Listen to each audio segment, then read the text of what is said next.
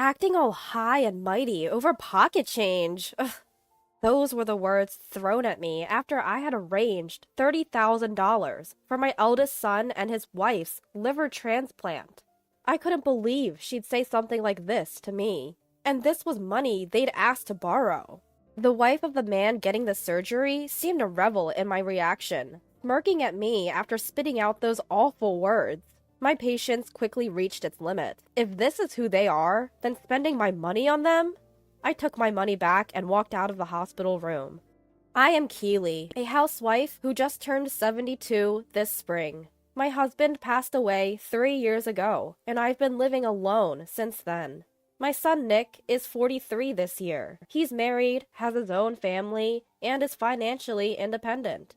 I'm living quietly alone in the countryside, relying on my late husband's pension. I'm used to the rural life, but sometimes it gets a little lonely at this age. I've asked Nick to visit when he has time, but he's often too busy with work to make it.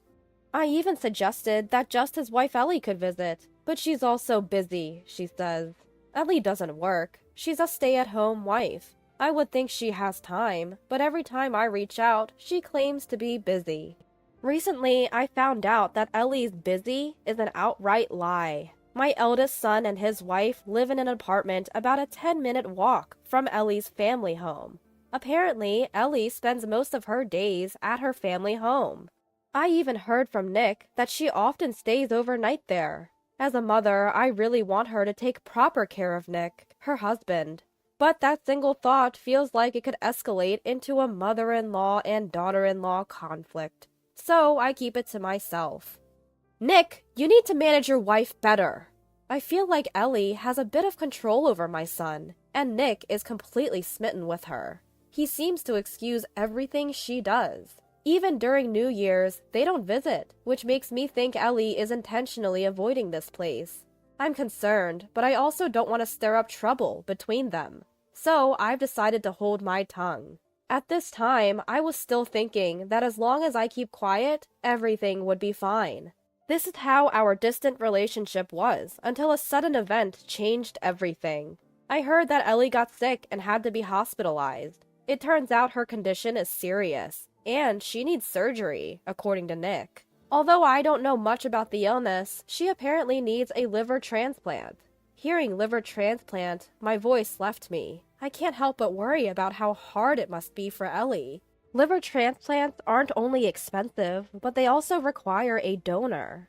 I'll visit her. Planning to visit her as soon as the next day, I told Nick. However, he quickly said, "You don't have to come." He explained that she had just been admitted and wasn't settled yet. Rather, there's something I want to ask you. Nick said that first. It's been a long time since my son asked me for a favor. I listened, wondering what it was, and it turned out to be about the surgical expenses. Apparently, the liver transplant surgery, post-op treatment, and hospitalization will cost close to $30,000. Sure, $30,000 is a lot of money. However, I know that my son earns a better-than-average salary. On top of that, they don't have children. I assumed they would have saved up that much by now. You can afford it, can't you? You guys don't have any savings? We just bought a new apartment, so our savings are depleted. He hesitates as he says it.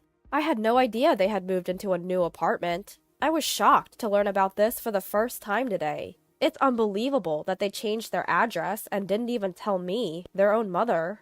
What? You moved? Bought an apartment? Why am I hearing about this now? What were you thinking? I couldn't help but raise my voice. My son quickly says, "We've been busy, and I meant to tell you." But I think he deliberately kept it from me. Maybe he thought I'd visit if he told me they bought a new place. I'm not feeling great about this. And yet, turning down my son's request is also difficult. I let out a small sigh. Will $30,000 cover it? I have a nest egg from when my husband was still alive, and my survivor benefits are more than enough for me to live on alone. It's enough. Sorry, Mom. All right, I'll bring it over this weekend. At my words, Nick visibly relaxes. He must have been really desperate, but I wonder why he didn't consult with Ellie's parents first, given that he's always hanging out there. My son might not have wanted to consult his in-laws. I have various thoughts, but for now, I want Ellie to recover after the surgery. That's all I was genuinely thinking. Although it might sound presumptuous, I was thinking, if this $30,000 saves Ellie, I went to see my son and his wife for the first time in a long time over the weekend. I thought it best to bring the money directly to the hospital where Ellie is staying, so I arranged to meet Nick there. Even after informing him that I had arrived at the hospital, Nick took a while to show up. I waited for about 15 minutes. "Did you bring it?" That was the first thing he said when he finally appeared. I thought there would be more to say, but I guess the situation was just that urgent. As I handed over the bag containing $30,000, Nick snatched it from my hands. Quickly confirming its contents, he said, "You can go home now." What? I was taken aback. His attitude, essentially telling me to leave after handing over the money, was irritating, even for me. Even if he's worried about Ellie's condition, this is no excuse for such rudeness. I guess my displeasure showed up on my face. Nick looked at me and clicked his tongue. "What's the big deal? We're going through a lot here. Don't expect anything in return." Nick looked at me and clicked his tongue, yelling at me out of nowhere. I'd never been yelled at by my son before. He was always such an obedient child. I stared at him in disbelief. Ever since Ellie became his wife, it feels like his personality has changed. The Nick glaring at me with an intense expression was someone I didn't recognize. What's with this attitude toward your mother? Although I thought it was embarrassing to have a family argument in the hospital lobby, this was something I couldn't overlook. If I didn't correct my son here, I felt it would lead to something terrible. But it seemed like my anger didn't affect Nick at all. He snickered and turned his back on me. I thought about chasing after him, but feeling his complete rejection, I lost the will to do so. There was nothing more I could do. I decided to leave and headed for the exit.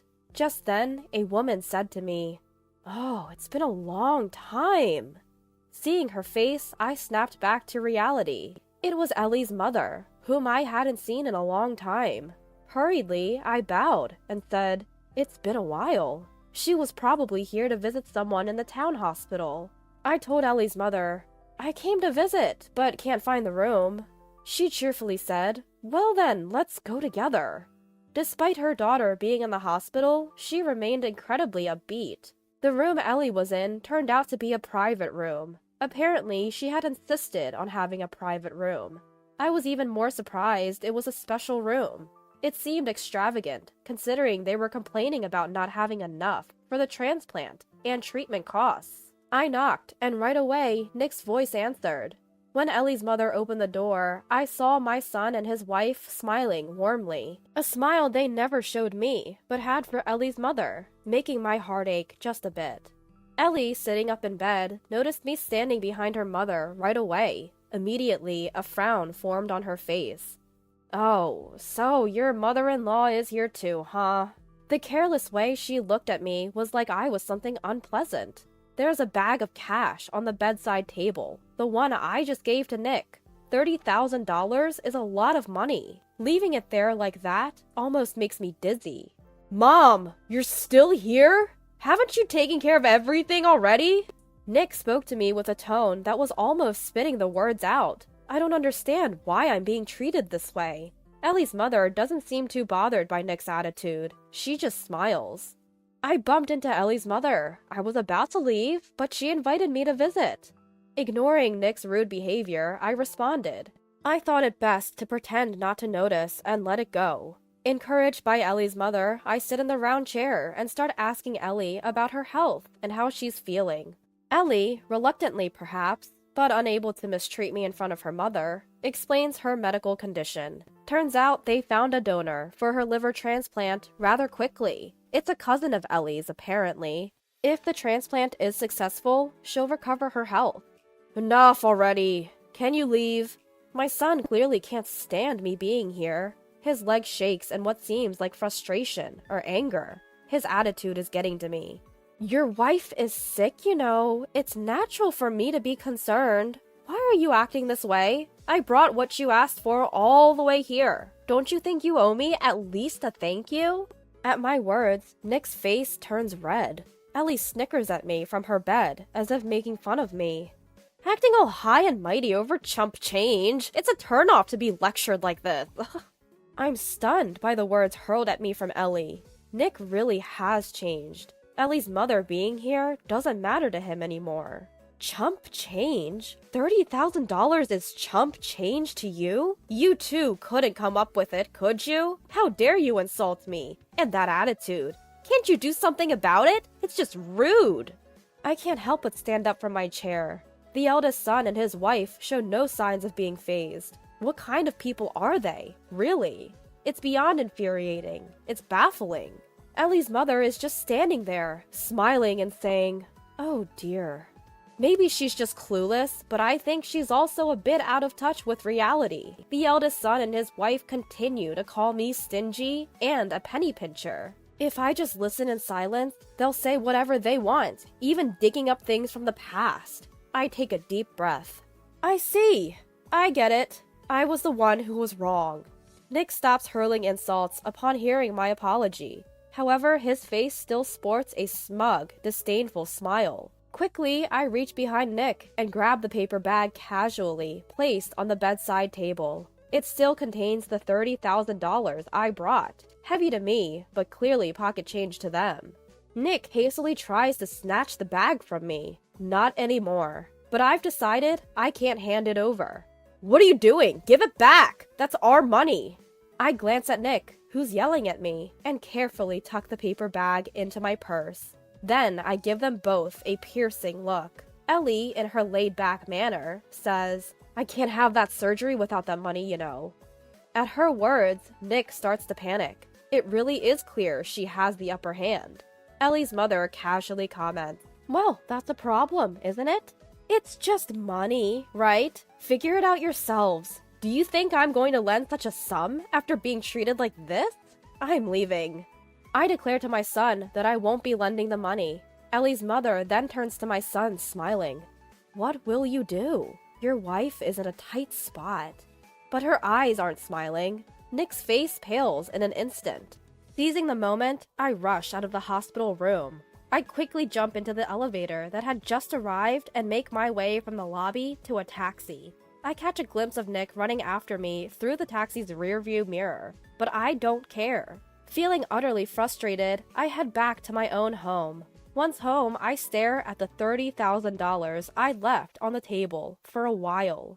Then I replay today's events at the hospital in my head from start to finish. No matter how I look at it, I can't see where I went wrong. At one point, I even think about just blowing all of the $30,000 on some lavish spree. I decide to call my younger sister and her husband, who live nearby. "Hey, how about coming over for dinner tomorrow? Bring the grandkids and the nephews. I'm always alone here, so the more the merrier." My sister and her husband are thrilled at the invitation. They say they'll bring their son, his spouse, and the grandchildren.